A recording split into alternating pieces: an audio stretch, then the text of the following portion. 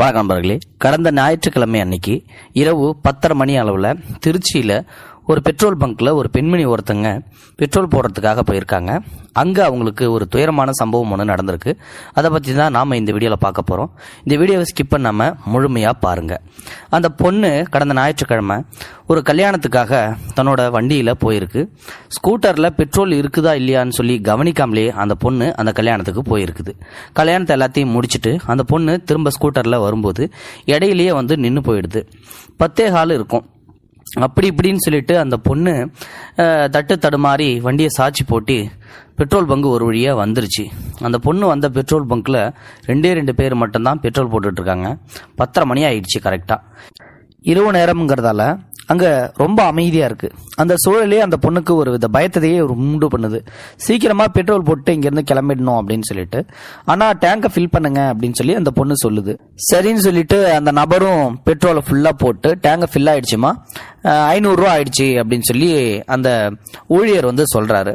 சரிங்க நான் இருங்க ஒரு நிமிஷம் அப்படின்னு சொல்லிட்டு அந்த பொண்ணு தன்னோட பர்ஸை எடுக்கிறதுக்காக தேடுது. ஆனால் பர்ஸு கல்யாண மண்டபத்திலே விட்டுட்டு வந்தது. அப்போதான் அந்த பொண்ணுக்கு ஞாபகம் வருது, ஐயோ பர்ஸை வரையா கல்யாண மண்டபத்திலே விட்டுட்டு வந்துட்டோம் போல, இங்கே இல்லையே அப்படின்னு சொல்லி தடுமாறுறாங்க. என்னமாச்சு அப்படின்னு சொல்லி அந்த ஊழியரும் கேட்குறாரு. ஆனால் ஒரு நிமிஷம் இருங்கண்ணா அப்படின்னு சொல்லி அந்த பொண்ணு லாக்கை ஓப்பன் பண்ணி பார்க்குது சீட்டு கடியில். ஆனால் அங்கே எதுவுமே இல்லை.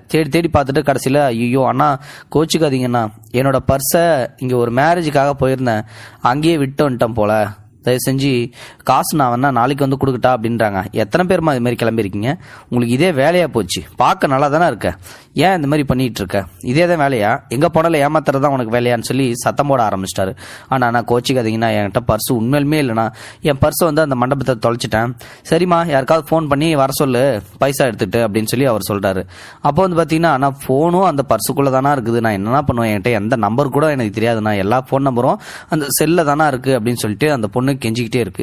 இந்த ஊழியரோ என்னம்மா நீ எது கேட்டாலும் குதர்க்கமாகவே பதில் சொல்லிட்டு இருக்க, இப்போ என்னதாமா பண்றது, நான் ஒன்றும் இந்த பங்கோட ஓனர் இல்லை, நானே இங்கே ஒரு ஸ்டாஃபாக வேலை செஞ்சுட்டு இருக்கேன் அப்படின்னு சொல்லி அவர் சத்தம் போட்டுட்டு இருக்காரு. உடனே அருகில் இருந்த இன்னொருத்தர் பார்த்தீங்கன்னா ஓடி வராரு. என்னாச்சுப்பா, ஏன் சத்தம் போட்டுட்டு இருக்க அந்த பொண்ணுகிட்ட, என்னாச்சு அப்படின்னு சொல்லி அந்த பொண்ணை கேட்குறாங்க. உடனே அந்த பொண்ணு அண்ணா நான் அது மாதிரி பெட்ரோல் இல்லாமல் தடுமாறி நடுவழியில் நின்று போச்சு, அப்படி இப்படின்னு சாட்சி போட்டு தான் இங்கே பங்குக்கே கொண்டு வந்தேன். டேங்கை ஃபில் பண்ண சொல்லிட்டேன், தெரியாதனமா என் பர்ஸை நான் ஒரு மேரேஜுக்கு போயிருந்தேன் அங்கேயே விட்டு வந்துட்டேன், செல்ஃபோன் முதற்கொண்டு எல்லாம் பைசா எல்லாமே அதில் தான் இருக்குது, அதை சொன்னால் இவர் ஏற்றுக்க மாட்டேன்றாரு, காலைல கண்டிப்பாக பைசா கொடுத்துறேண்ணா அப்படின்னு சொல்லி அந்த பொண்ணு சொல்லுது. அதுக்கு அந்த நபர் இன்னொரு நபர் ஓடி வந்தார் இல்லையா, அவர் பேர் பிரகாஷ்.